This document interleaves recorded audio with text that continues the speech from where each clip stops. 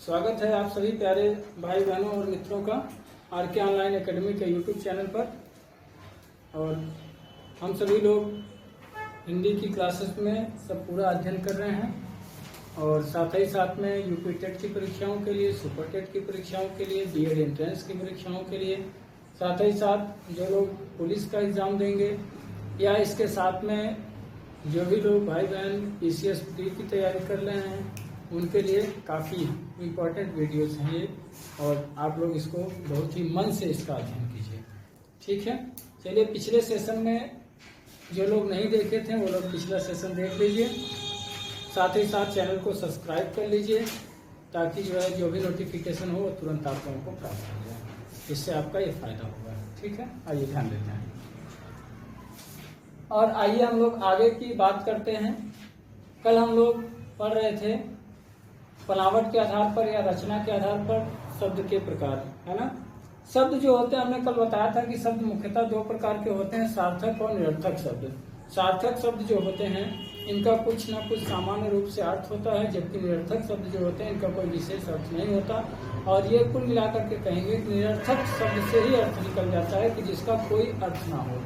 तो जिसका कोई अर्थ ना हो वही क्या होता है, निरर्थक होता है, जिसकी चर्चा हम लोगों ने कल भली भात तरीके से पूरा अच्छी तरीके से किया था। आइए उसी कड़ी में हम लोगों ने कल देखा था कि रूढ़ शब्द, रूढ़ शब्द, योग रूढ़ और उसके साथ में यौगिक शब्द की चर्चा हमने कल किया था आप लोगों से। पिछले वीडियो में यहीं पर आपका सेशन यहाँ तक पढ़ा दिए थे, है ना, जिसमें रूढ़ शब्द वे होते हैं जिनका विखंडन करने पर निरर्थक हो जाते हैं। यौगिक शब्द वे होते हैं जो दो या दो से अधिक शब्दों से मिल करके बनते हैं। साथ ही तीसरे जो होते हैं योग रूढ़ शब्द वे होते हैं जिनका प्राय विखंडन कर देने पर किसी तीसरे अर्थ की ओर संकेत करते हैं, उसे योग रूढ़ कहा जाता है ना। आइए कुछ विद्वान इसको क्या मानते हैं, शब्द शक्ति के आधार पर भी कुछ विद्वानों ने शब्दों को बांटा है। शब्द शक्ति के आधार पर, शब्द शक्ति के आधार पर शब्दों के प्रकार के आधार पर शब्दों के प्रकार। आइए यदि हम लोग बात करें कि शब्द शक्ति के आधार पर शब्द कितने प्रकार के होते हैं, तो देखिए शब्द 3 प्रकार के होते हैं, अभिधा,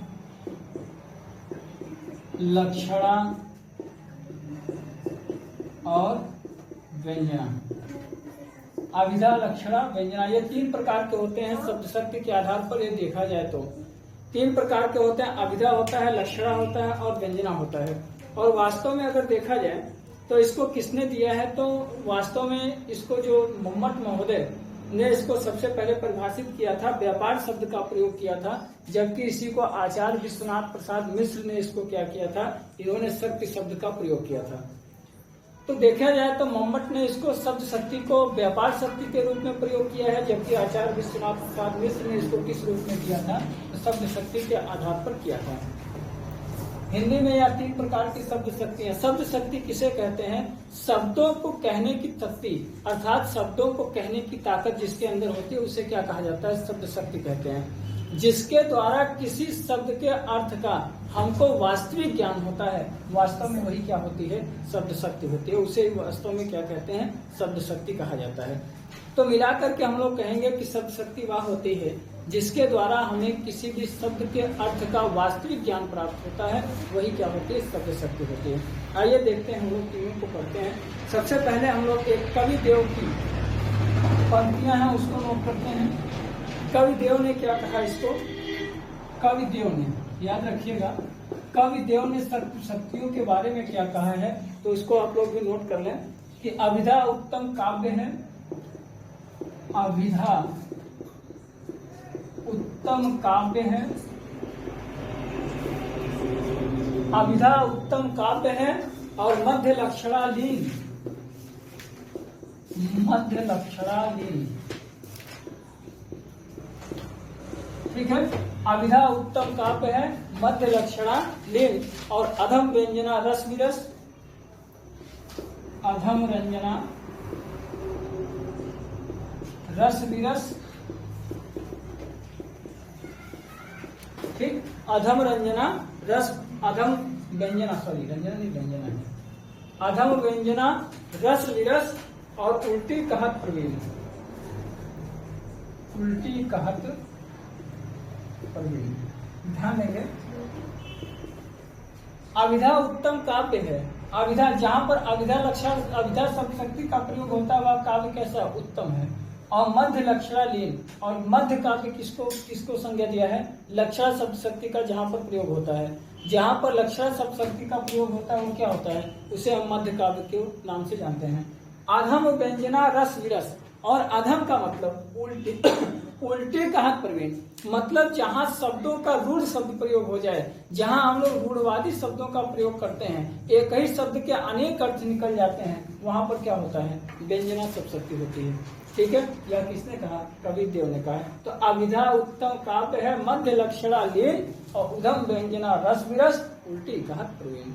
आइए हम लोग इसकी परिभाषाओं की तरफ चलते हैं कि यह क्या होता है, किसे हम लोग वास्तव में अभिधा, किसे वास्तव में लक्षणा और किसे वास्तव में व्यंजना शब्द शक्ति कहते हैं, और शब्द यहाँ से भी कैसे और किस प्रकार से बढ़ते हैं। आइए इसके विषय में हम लोग विशेष रूप से चर्चा करें। देखिए अभिधा, जहाँ बातों को बिना घुमाए फिराए, ध्यान दीजिएगा, जहां शब्द इस प्रकार से प्रयोग किए जाएं कि जो उसका शब्द हो वही उसका क्या होता हो, अर्थ होता हो, ऐसे को हम लोग क्या कहते हैं, अभिधा शब्द शक्ति कहते हैं। आइए ध्यान दीजिएगा, अभिधा ऐसे शब्द, ध्यान देंगे, ऐसे शब्द जो अपना अर्थ सीधे सीधे प्रदान करते हैं। ध्यान रखेंगे, सीधे सीधे प्रदान करते हो,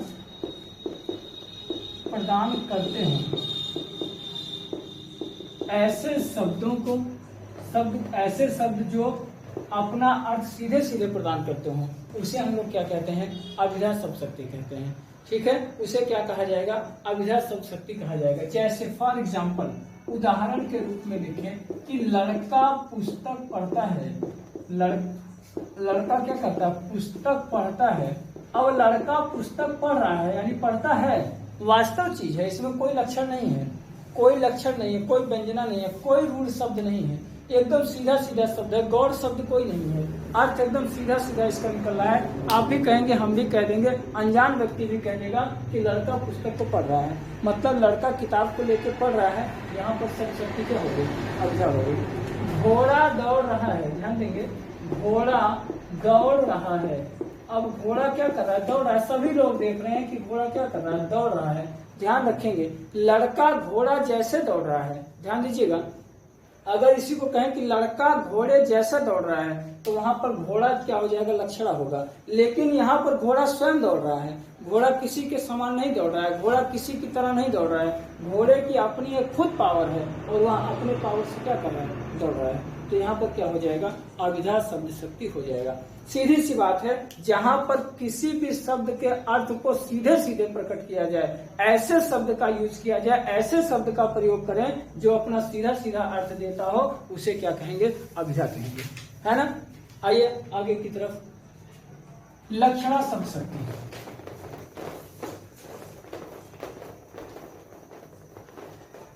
लक्षणा शब्द शक्ति, आइए देखिएगा, लक्षणा शब्द शक्ति,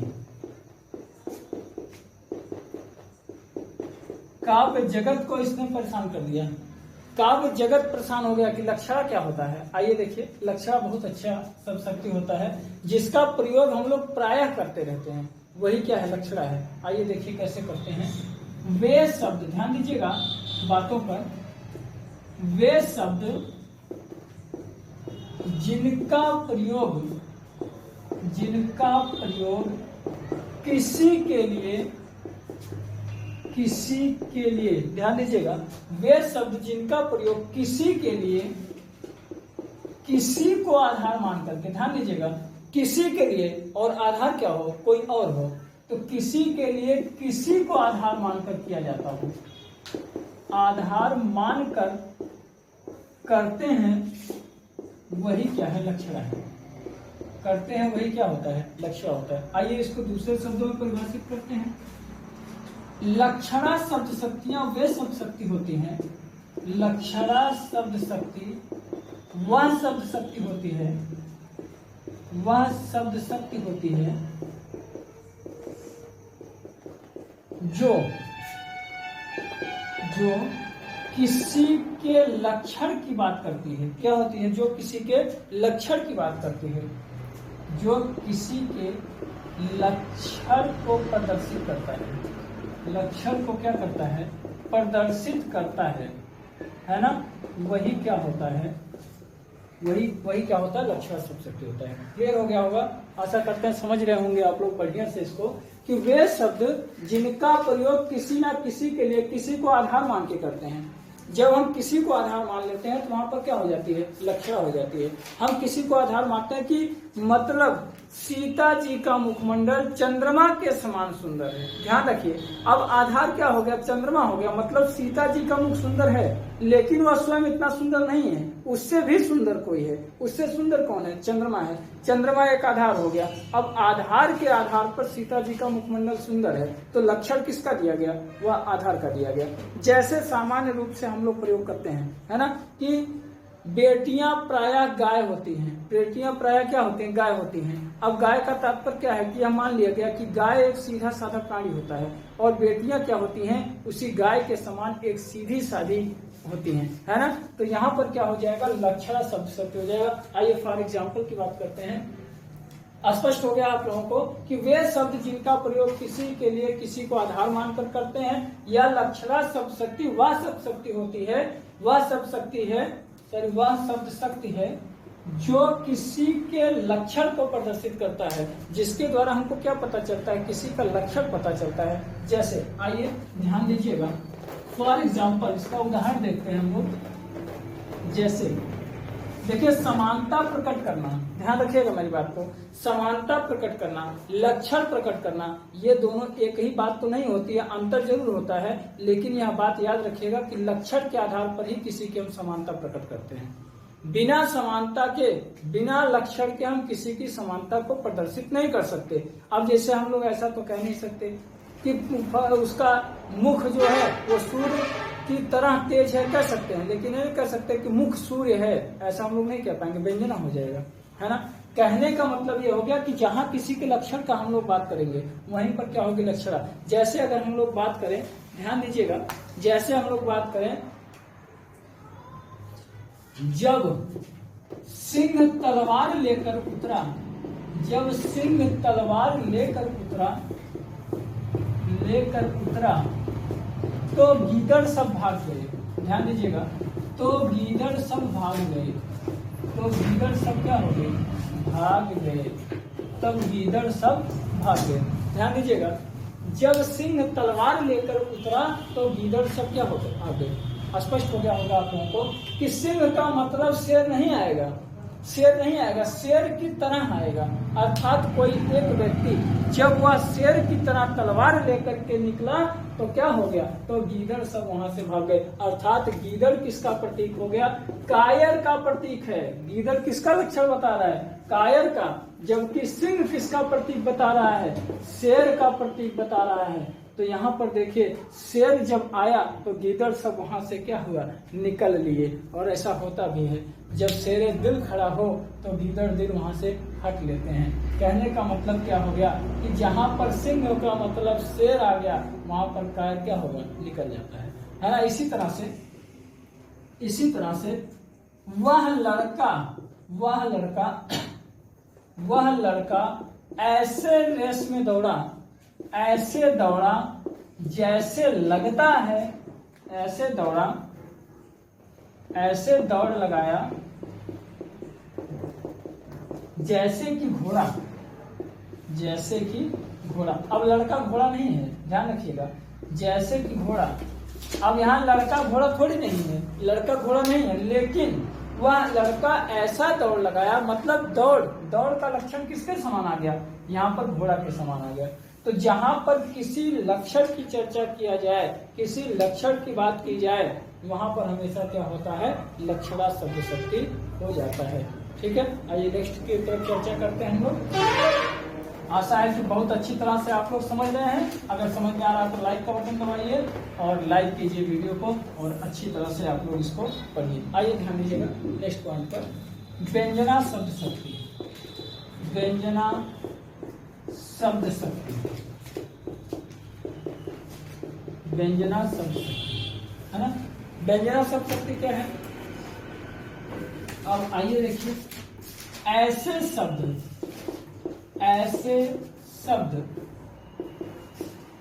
जो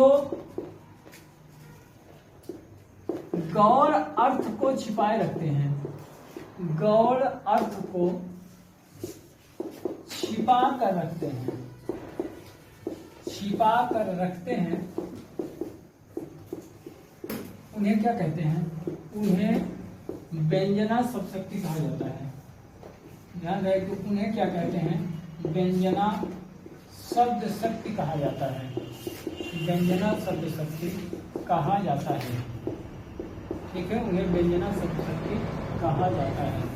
ऐसे शब्द, ध्यान रखेंगे, ऐसे शब्द जो गौड़ अर्थ को छिपा कर रखते हैं, जिनके अंदर एक से अनेक अर्थ छिपे रहते हैं, ऐसे अर्थ को क्या कहते हैं? व्यंजना शब्द शक्ति कहते हैं। व्यंजना शब्द शक्ति अभिधा और लक्षणा से बिल्कुल अलग होती है, बिल्कुल क्या होती है? भिन्न होती है ना। जैसे हम लोग बात कर लें कि चरण धरत, आइए काव्य भी सुना देता हूँ आपको, और बड़ा ही मजा आएगा काव्य को सुन करके, है ना, एकदम प्रसन्न हो जाएगा मन। कि चरण धरत चिंता करत, है ना, चरण धरत चिंता करत, चितवत चारहु ओर, चितवत चारहु ओर। तो चरण धरत चिंता करत, चितवत चारहु ओर। और ध्यान रहे कि सुवर्ण को खोजत फिरे, सुवर्ण को खोजत फिरे,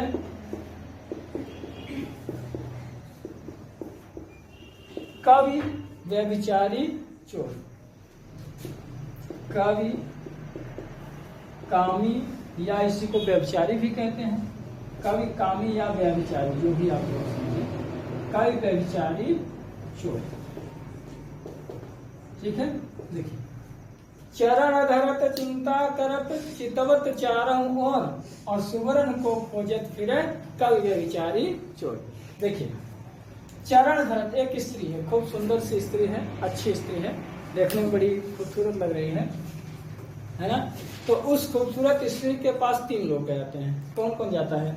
कवि जाता है, कामी व्यक्ति जाता है, और तीसरा कौन जाता है? चोर जाता है। तीनों लोग जाते हैं, और जा करके जब कवि उसके पास पहुंचता है, पहले कौन पहुंचता है? पहले नंबर पर कवि पहुंच जाता है, और पहुंच कर क्या करता है? चरण धरत जाता है, तो पहले उसका क्या करता है? चरण स्पर्श करता है, और जब चरण छूता है तो चरण धरत, जब चरण छूता है उसका, तो चिंता करता है, चिंता करता है स्त्री को देख करके, अरे इतनी सुंदर स्त्री, इतनी अच्छी स्त्री, मतलब ये तो वर्णन करने लायक है, ये तो मेरी कविताओं में सजाने लायक है, ऐसी मैं कौन सी लाइन लिख दूं इसके लिए। चितवत चारहु ओर, उसको चितवत माने देखता है, चारहु ओर का मतलब चारों तरफ, उसको चारों तरफ देखता है। सुवर्ण, सुवर्ण का मतलब होता है सुवर्ण, सुवर्ण का मतलब होता है सुंदर अक्षर।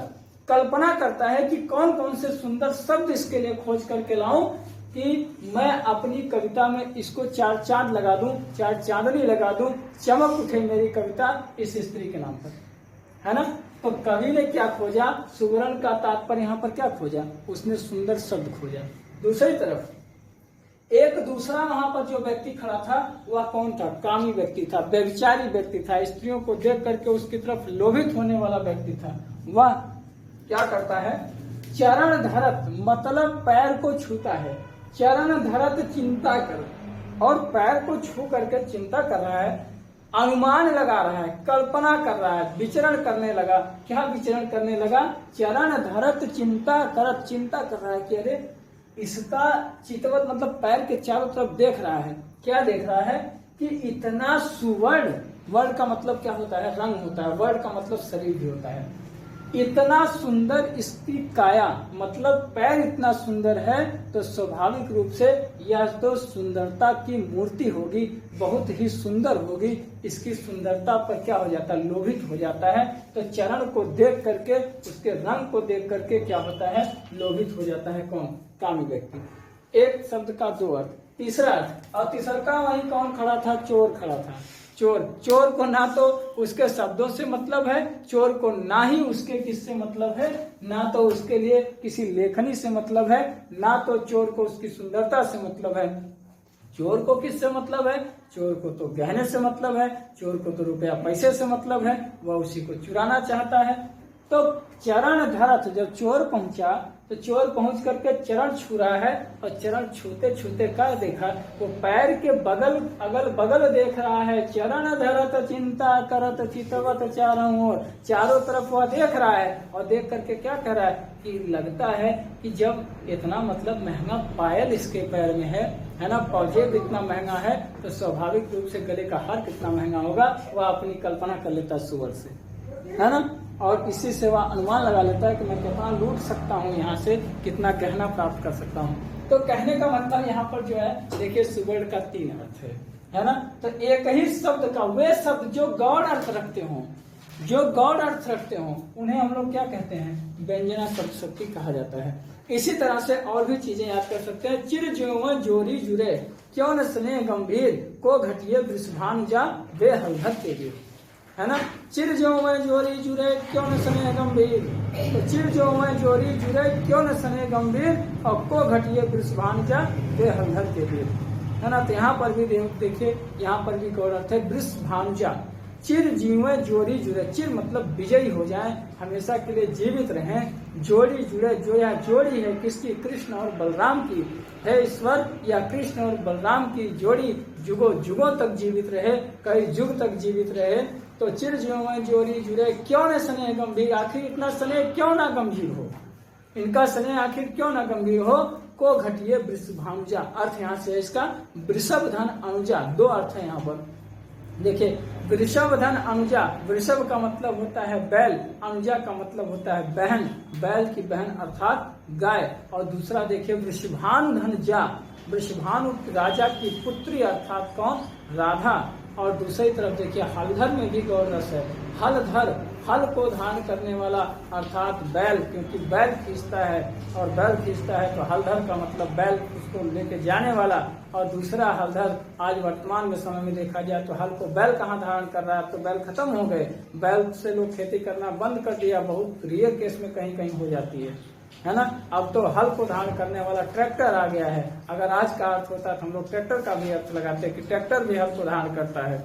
और दूसरी तरफ हल को धारण करने वाले अर्थात कौन? बलराम। बलराम जी भी क्या करते थे? हल कंधे पर धारण करते थे, इसलिए बलराम को भी हलधर कहा जाता है। तो एक शब्द से कई अर्थ यहाँ निकल रहे हैं, गौड़ रस को छिपाया हुआ है। तो गौड़ अर्थ छिप जाने पर यहाँ पर क्या हो जाता है? व्यंजना शब्द शक्ति हो जाता है। ठीक है, तो यह आपका यहाँ तक स्पष्ट हुआ। हम लोग आगे की तरफ बढ़ते हैं। अगर स्पष्ट हो रहा है तो यस लिखिए आप लोग, और आगे की तरफ हम लोग बढ़ते हैं। आइए अब हम लोग नेक्स्ट टॉपिक की बात करेंगे। दूसरा, एक आपका ये पूरा हो गया, और अब दूसरे टॉपिक की हम लोग बात करेंगे इसी में, उत्पत्ति के आधार पर, है ना। उत्पत्ति के आधार पर शब्द के प्रकार, ध्यान दीजिएगा। उत्पत्ति या स्रोत के आधार पर शब्द के प्रकार। उत्पत्ति या स्रोत के आधार पर शब्द के प्रकार। शब्द के प्रकार बड़ा ही इंपॉर्टेंट है आपके लिए, बहुत ही ज्यादा स्टार लगा के रखिएगा। यहाँ से प्रश्न पूछे जाते हैं कि उत्पत्ति या स्रोत के आधार पर वाक्य के कुल कितने प्रकार, सॉरी शब्द के कुल कितने प्रकार होते हैं। तो स्रोत के आधार पर या उत्पत्ति के आधार पर शब्द के कितने प्रकार होते हैं, तो ये आप याद रखिएगा, इसके कुल 5 प्रकार होते हैं, है ना। कौन कौन से? तत्सम, दूसरा होता है तद्भव, फिर इसके बाद देशज, इसके बाद विदेशज,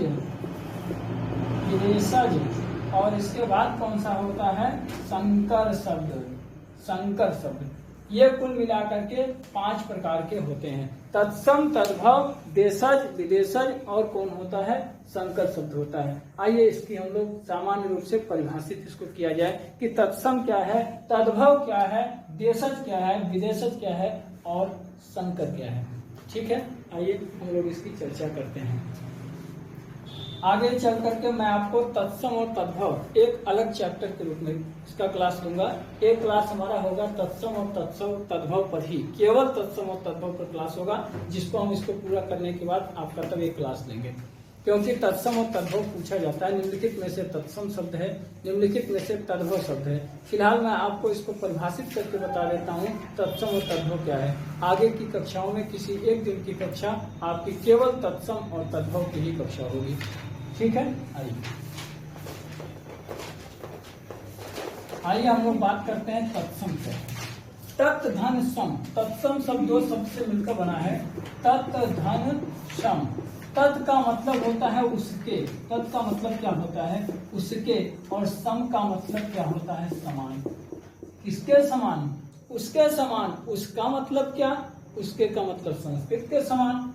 उसके का मतलब क्या होता है संस्कृत, और संस्कृत के समान। अर्थात ऐसे शब्द जो संस्कृत में प्रयोग होते हैं और उसका सीधा सीधा प्रयोग हमारी हिंदी में होने लगा, उसी को क्या कहते हैं हम लोग तत्सम शब्द कहा जाता है। जैसे आइए इस पर हम लोग इसको नोट कर लें, इसको नोट कीजिए, स्क्रीनशॉट लीजिए, फिर आगे बढ़ते हैं हम लोग। अब देखिएगा तत्सम क्या है। तत्सम वे शब्द जो संस्कृत से, जो संस्कृत से सीधे सीधे हिंदी में आकर प्रयुक्त हुए, हिंदी में आकर प्रयुक्त हुए और इनका प्रयोग पारंपरिक रूप में होने लगा। इनका प्रयोग पारंपरिक रूप में होने लगा, तत्सम कहलाए। तत्सम कहलाए। बहुत लाजवाब परिभाषा आप लोगों को मैं दे रहा हूँ। शायद आपको कोई किताब या फिर कुछ अध्ययन करने की जरूरत नहीं होगी। एक बार आप लोग पढ़ लीजिए, और एक बार पढ़ेंगे तो मुझको आशा नहीं, विश्वास है इस बात का कि दोबारा आपको फिर पढ़ने की जरूरत नहीं होगी, है ना। केवल जो नवीन शब्द बनेंगे उन शब्दों पर आपको ध्यान देना होगा। यहाँ फिर आपको तत्सम तद्भव पढ़ने की जरूरत नहीं होगी। ठीक है, और शिक्षा वही होती है, वास्तविक शिक्षा वही होती है जो एक बार पढ़ लीजिए उसको दोहराने की जरूरत ना हो, है ना। वही अच्छी शिक्षा होती है, और एक शिक्षक की भी वही क्वालिटी होती है ना। हम लोग तो टेट और सुपर टेट के सारे क्लासेस यहाँ पर जो चलाते हैं, सारे क्लासेस चलते हैं, आप लोग जानते हैं। काफ़ी लोग आप लोग इस हमसे परिचित भी हैं और अच्छी तरह से आप लोग जानते पहचानते दोनों चीज़ हैं। और हम लोग तो सुपर टेट की क्लासों में ये चीज़ शिक्षक करते समय चीज़ बताया जाता है, और यह चीज़ हमने भी सीखा है, आपको भी सिखाते हैं हम प्रायः, कि शिक्षा वह होती है, शिक्षा वह मनोवैज्ञानिक तरीके ढंग से दी जाती है ताकि बालक अगर एक बार उसको सीख जाए तो दोबारा उसके अंदर कोई संदेह न रह जाए, है ना। हम संदेह की शिक्षा नहीं दे सकते हैं। अधजल गगरी छलकत जाए, आधी जल से भरी हुई गगरी हमेशा क्या होता है, छलकती है। इसलिए ज्ञान संपूर्ण होना चाहिए, ज्ञान पूरा होना चाहिए, और उस विषय का विशेष ज्ञान होना चाहिए जिसका आप शिक्षण कर रहे हो, है ना। तो आशा नहीं, मुझ पर विश्वास है कि आप लोगों को एक बार पढ़ने के बाद दोबारा फिर किसी किताब की परिभाषा उठाने की जरूरत नहीं होगी, क्योंकि हम उसी विषय को लेकर खड़े होते हैं जिस विषय के बारे में ठीक ठाक जानकारी रखते हैं। पूर्ण तो दुनिया में कोई नहीं हुआ, चाहे हम हो या हमारे गुरु खुद ही रहे हों या गुरु जी के भी गुरु जी रहे हों। तो ये पूर्ण तो कोई ज्ञान से कभी नहीं होता है, लेकिन कम से कम इतना ज्ञान होना चाहिए कि वह ज्ञान अधूरा ना रह जाए, है ना। तो आशा नहीं, विश्वास है मुझको इस बात का कि आप लोग इसको पढ़ने के बाद दोबारा आपको पढ़ने की जरूरत नहीं पड़ेगी। वे शब्द, एकदम सीधी बात कर रहा हूँ मैं, वे शब्द जो संस्कृत से सीधे सीधे हिंदी में आ गए, ठीक है, और आने के बाद इसका प्रयोग पारंपरिक रूप में होने लगा। एकदम लगातार इसका प्रयोग सामान्यता जैसे हम लोग शब्द का प्रयोग करते हैं उसी तरह से सामान्य रूप से प्रयोग होने लगा। वही क्या कहलाया, तत्सम कहलाया। जैसे आइए देखिएगा, जैसे हम लोग बात करें कि जैसे कौन कौन से शब्द आए, जैसे आम्र, आम्र शब्द का प्रयोग लगातार होने लगा। जैसे हम लोग कहते हैं अग्नि, अग्नि का हम लोग प्रायः प्रयोग करते हैं, अग्नि का हम लोग प्रायः प्रयोग करते हैं। अग्नि क्या बन जाता है, आपका तत्सम बन जाता है। इसी तरह से और भी शब्द, जैसे हरिद्रा, जैसे क्या, हरिद्रा, हरिद्रा का मतलब क्या होता है, हल्दी होता है। इसी तरह से जैसे गोमल, जैसे हम लोग क्या बात कर लें, गोमल बात कर लें। इसी तरह से ऐसे गोधूम हो गया, है ना। ऐसे बहुत सारे शब्द हैं जो सीधे सीधे यहाँ पर प्रयुक्त हुए। इसको हम अपनी अगली कक्षा जब लेंगे तो एक तत्सम और तद्भव का अलग से क्लास लेंगे। उसमें हम आपको ढेर सारे शब्दों का, लगभग अधिक से अधिक शब्दों का आपके सामने वाचन कर देंगे कि जो शब्द सीधे सीधे जो है यहाँ पर आकर प्रयुक्त हो गए और उसका हम लोग आज भी प्रयोग करते हैं। ठीक है, फिलहाल आप लोग इतना ही इसको नोट कीजिए और इसके बारे में जानिए कि तत्सम और तद्भव क्या है, वास्तव में है क्या ये, है ना।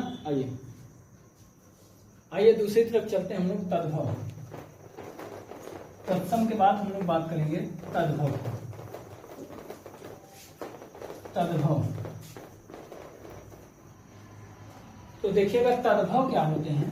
तद्भव, तद्भव, तत् धन भव, ठीक है। तत् धन भव, तत् धन क्या होता है, भव दो शब्दों से मिलकर बना है।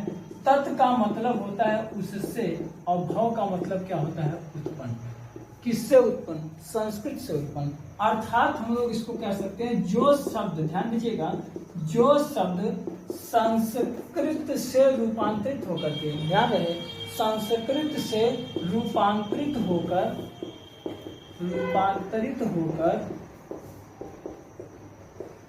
हिंदी में प्रयुक्त हुए, हिंदी में प्रयुक्त हुए और पारंपरिक रूप से प्रचलित हो गए। और क्या हो गए, पारंपरिक रूप से प्रचलित हो गए, प्रचलित हो गए। ठीक है, क्या कहलाए, तद्भव कहलाए, तद्भव कहलाए। ठीक है, वे शब्द, कौन से शब्द, वे शब्द जो संस्कृत से रूपांतरित होकर के हिंदी में प्रयुक्त हुए और पारंपरिक रूप से प्रचलित हो गए, ऐसे शब्द क्या कहलाते हैं, ऐसे शब्दों को तद्भव शब्द कहा जाता है। जैसे फॉर एग्जाम्पल के तहत हम लोग देखेंगे, उदाहरण के लिए देख लें, जैसे आम्र। आम्र क्या है, एक तत्सम शब्द है, लेकिन आम शब्द क्या है, तद्भव है। जैसे हम लोग कहते हैं कि गोमल शब्द, गोमल का क्या होता है, गोबर हो जाता है। ठीक है, इसी तरह से हम लोग बात करते हैं हरिद्रा, हरिद्रा का क्या हो जाता है, हल्दी हो जाता है। ठीक है, इसी तरह से गोधूम का क्या होता है, तो गोधूम का हो जाता है गेहूं, है ना। ये सभी शब्द क्या कहलाते हैं, ये संस्कृत से हिंदी में रूपांतरित हो गए और रूपांतरित होकर के क्या बन गए, तद्भव बन गए। ठीक है, आप लोग इसके साथ लीजिए, आगे बढ़ते हैं, दो और बचा हुआ है। आइए अब आगे की तरफ ध्यान देंगे हम लोग।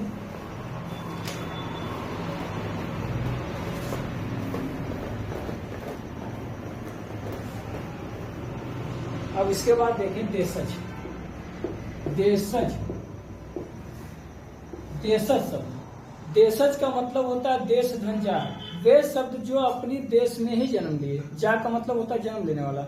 वे शब्द जो अपने देश में ही जन्म लिए, अपने देश में ही बन करके रह गए, ऐसे शब्द क्या कहलाते हैं, देशज कहलाते हैं। जैसे अब इसका विखंडन करेंगे, देश धन जा, देश धन जा, जा का मतलब क्या होता है, जन्म लेने वाला, जन्म लेने वाला। ऐसे शब्द जो अपने देश में जन्म लिए, ऐसा शब्द जो अपने देश में जन्मा, भारत में जन्मा या किसी भी देश में, अपने भारत में नहीं, पूरे ऑल वर्ल्ड में, पूरे संसार के किसी भी देश में जो शब्द जन्म लेता है और उसी देश में प्रयुक्त होता है, तो ऐसे शब्द को क्या कहते हैं, देशज कहते हैं। तो वे शब्द, ध्यान देंगे, वे शब्द जो अपने देश में जन्म लेकर, जो अपने देश में ही या देश से ही उत्पन्न हो, देश से ही उत्पन्न हो, ऐसे शब्द देशज कहे जाते हैं। ऐसे शब्द देशज कहलाते हैं। ऐसे शब्दों को क्या कहा जाता है, तो ऐसे शब्द क्या कहलाते हैं, देशज कहलाते हैं। फॉर एग्जाम्पल के तौर पर जैसे देखा जाए, जैसे हम लोग बात करें उदाहरण की, जैसे लाठी, लाठी भारत की है और भारत में ही रहेगी, भारत के बाहर नहीं जाती है ना। लाठी शब्द का प्रयोग भले हम लोग बाहर करते हैं, लेकिन ये लाठी जो होती है भारत में ही प्रयोग होती है ना। लाठी के बाद गमछा, अब गमछा यही भारत में चलता है ना, विदेशों में नहीं चलता है गमछा।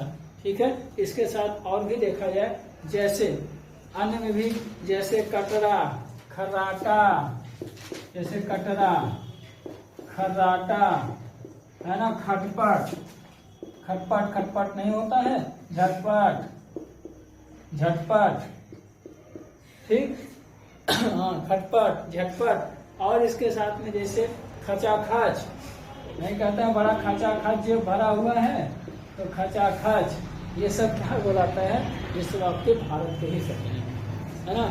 इसी कहते हैं ना, खचाखच जो भरा है, हमारे पैसा का पूरा जो है खचाखच भरा हुआ है, तो खचाखच यही भारत में चलता है, झटपट भारत में चलता है, खटपट भारत में चलता है, लाठी, गमछा, खर्राटा, ये सब भारत के ही शब्द हैं। तो जो शब्द अपने देश में उत्पन्न होते हैं तथा इसी देश में ही प्रचलन में रह जाते हैं, उन्हें हम लोग क्या कहते हैं, देशज कहते हैं। आइए आगे की तरफ हम लोग बढ़ते हैं, विदेशज शब्दों की बात करते हैं, ठीक है। आइए,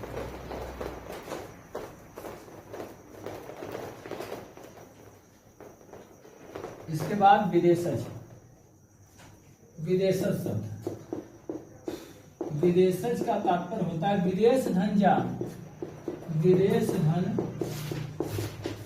जा, ऐसे शब्द जो विदेश में जन्म लिए लेकिन उसका प्रयोग प्राय भारत में होने लगा, ऐसे शब्दों को क्या कहते हैं, विदेशज कहते हैं। तो वे शब्द, ध्यान देंगे, ये आपका चौथा होगा, वे शब्द जो विदेश में जन्म लेते हैं, जो विदेश से, विदेश के ऐसे शब्द जो विदेश से आकर या विदेश के शब्दों से आकर भारत में सीधे सीधे प्रयोग में आने लगे, भारत में सीधे सीधे, सीधे सीधे प्रयोग में आने लगे, प्रयोग में आने लगे, विदेशज कहलाए, विदेशज कहलाए। ये तो हमने अपने भारत की बात बता दिया, या किसी भी देश पर लागू हो सकता है, ध्यान रखिएगा, या किसी भी देश पर लागू होता है। किसी भी देश की भाषा में अगर कोई विदेशी शब्द प्रयुक्त होता है तो ऐसे शब्द को विदेशज ही कहा जाता है, ठीक है। तो विदेशज शब्द हमेशा क्या होते हैं, जो भी विदेश से, जैसे अगर भारतीय कुछ शब्दों को हम अमेरिका, ब्रिटेन में प्रयोग करते हैं तो वहाँ उनके लिए वो क्या हो जाएगा, विदेशज हो जाएगा, ठीक है। जैसे, जैसे कूपन, जैसे कूपन फ्रेंच भाषा का शब्द हो गया, है ना, कूपन अपने भारत का नहीं है। जैसे इसी के साथ में, और जैसे लैल्टर्न, लैल्टर्न मतलब लालटेन जिसको हम लोग कहते हैं। जैसे गाड़ी तो आपके यहाँ की, जैसे रेल, रेल क्या है, वह अंग्रेजी भाषा है। इसी तरह से जैसे चाय, चीनी, है ना, इत्यादि, ये सभी क्या कहलाते हैं, ये सभी विदेशज कहलाते हैं। इसको भी हम लोग जब तत्सम और तद्भव पढ़ेंगे तो तत्सम तद्भव पढ़ाते समय विदेशज शब्दों की चर्चा करेंगे, विभिन्न भाषाओं के शब्द, जैसे फारसी भाषा के शब्द जो यहाँ पर प्रयोग होते हैं, तुर्की भाषा के शब्द जो यहाँ प्रयोग होते हैं, अरबी भाषा के शब्द यहाँ प्रयोग होते हैं, संस्कृत भाषा के शब्द यहाँ प्रयोग होते हैं, पुर्तगाली भाषा के शब्द प्रयोग होते हैं, फ्रांसीसी भाषा के शब्द प्रयोग होते हैं, चीनी भाषा के प्रयोग होते हैं। ये सब हम लोग तत्सम और तद्भव के जब शब्द आप लोगों को बताएंगे तो उसी समय विदेशज के भी इसी क्लास के अंतर्गत जो है आपको पूरा पूरा बताएंगे। फिलहाल आप जान लीजिए कि जो शब्द विदेशों से चल करके आए वे सब यहाँ पर प्रयुक्त हुए, इसकी चर्चा हम लोग कल करेंगे, है ना। आगे की तरफ देखिएगा। विदेशज के बाद आता है संकर शब्द। एक शब्द की बात और बची हुई है और इसी के साथ ये सेशन आपका समाप्त होगा और फिर नेक्स्ट सेशन में आपका तत्सम तद्भव के शब्द और देशज जितने विदेशज शब्द हैं, विदेशज शब्दों की पूरी पूरी चर्चा हम आपको करेंगे। आइए ध्यान दीजिएगा। अब आता है संकर शब्द। नाम से ही स्पष्ट है, संकर का मतलब होता है हाइब्रिड, है ना। हाइब्रिड आप जान जाएंगे, वही संकर होता है। जैसे देखिएगा संकर किसे कहते हैं, तो वे शब्द जो दो भाषाओं से मिलकर बनते हैं, कम से कम दो भाषाएं, जो दो भाषाओं से मिलकर बनते हैं, है ना। दो भाषाएं या दो से अधिक भाषाएं हो सकती हैं, जो भाषाओं से मिलकर बनते हैं,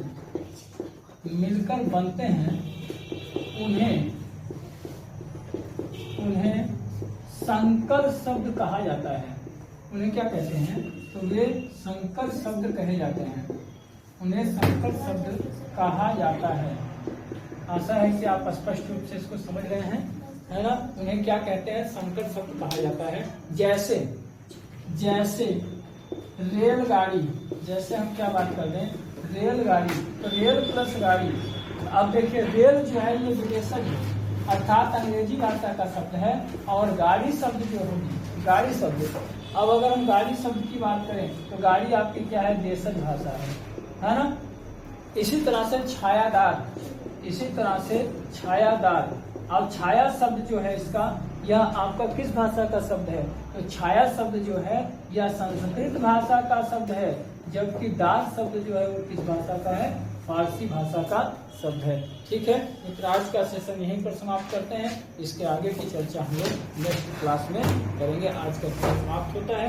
ठीक है, धन्यवाद आप सभी लोगों को। आप सभी लोग खुश रहें, प्रसन्न रहें और अच्छी तरीके से इसको पढ़ते रहें। इसके और आगे की चर्चा कल हम करेंगे, पूरा इसके साथ इसको पूरा करेंगे, और भी इसमें शब्द आपको बताएंगे, संकर शब्द जो परीक्षाओं में पूछे गए हैं तथा पूछे जाते हैं। साथ ही साथ कल की कक्षा आप लोगों के लिए बहुत ही इम्पोर्टेंट होगी, क्योंकि बहुत महत्वपूर्ण होगी। तत्सम और तद्भव की हम लोग पूरी बात करेंगे और पूरा विदेशी शब्दों को इकट्ठा करेंगे। ठीक है, धन्यवाद।